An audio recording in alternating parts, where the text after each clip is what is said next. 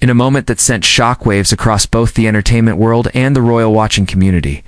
Prince Harry was seen walking off the set of The View, visibly emotional. After an unexpectedly intense exchange with longtime host Whoopi Goldberg. What was supposed to be a light-hearted guest appearance to discuss Harry's ongoing charity work, mental health advocacy, and his recent public statements about life outside the royal family, took a stunningly emotional turn that no one saw coming. The live audience and viewers at home were left frozen as the interaction unfolded. From the beginning, the tone felt slightly off. While Joy Behar and Sunny Hostin welcomed Harry with the usual warmth, Whoopi entered the conversation with an unexpectedly blunt tone. She began probing with questions, not just about Harry's activism or his break from the royal family, but about his personal accountability and whether his current path has done more harm than good to his family, to his image, and to the people, who once looked up to the monarchy as a symbol of stability. Asterisk at first. Harry appeared poised and well-prepared, offering thoughtful responses about his journey, the difficulty of redefining identity outside a system that raised him, and the importance of mental wellness. But Whoopi wasn't interested in repeating headlines or dancing around uncomfortable truths. She cut in sharply at one point and asked, "But don't you think you're also running from your problems instead of facing them?"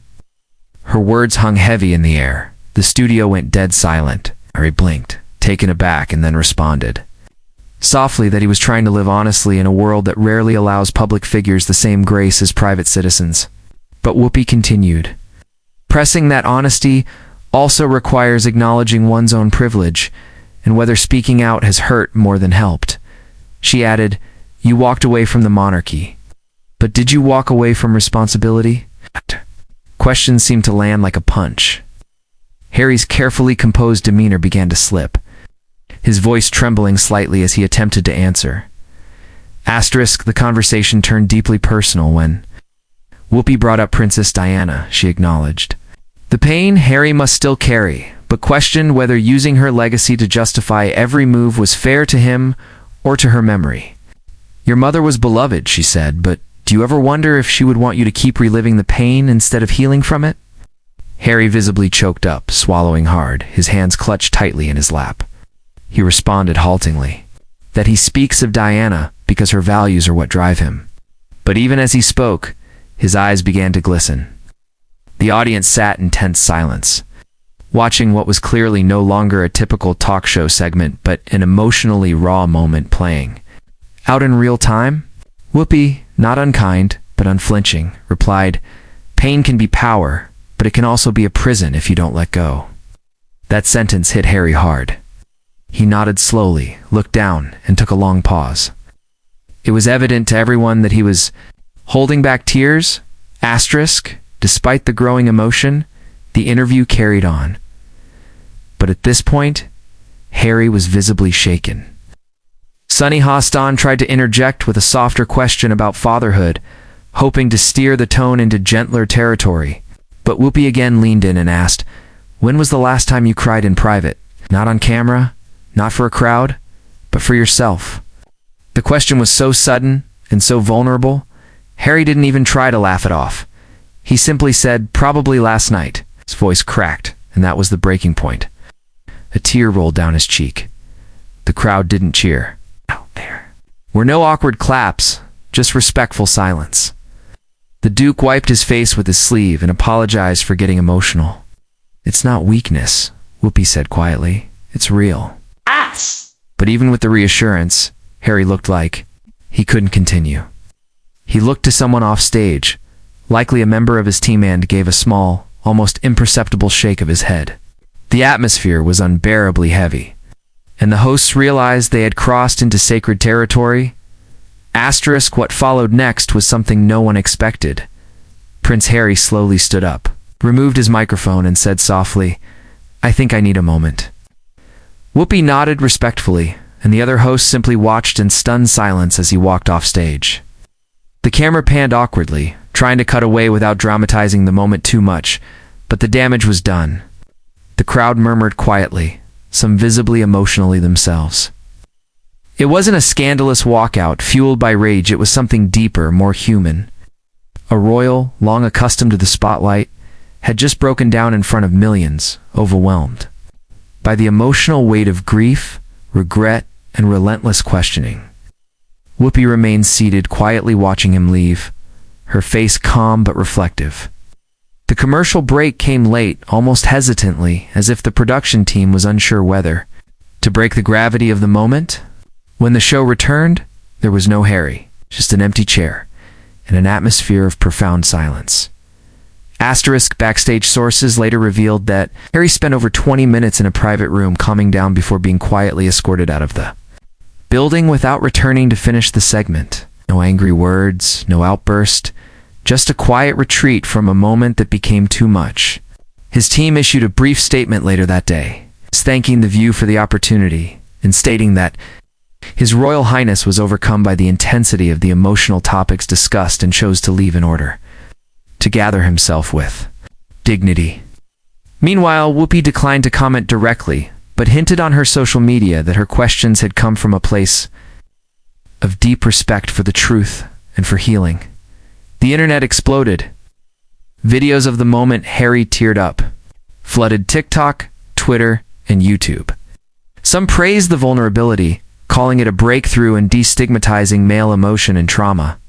Others criticized the show for pushing too far, accusing Whoopi of being too harsh with someone already under constant public scrutiny. As expected. British tabloids ran wild with headlines like "Prince cracks on American TV" and "Harry walks out again." But even they couldn't spin the footage too far without acknowledging the raw humanity that was captured.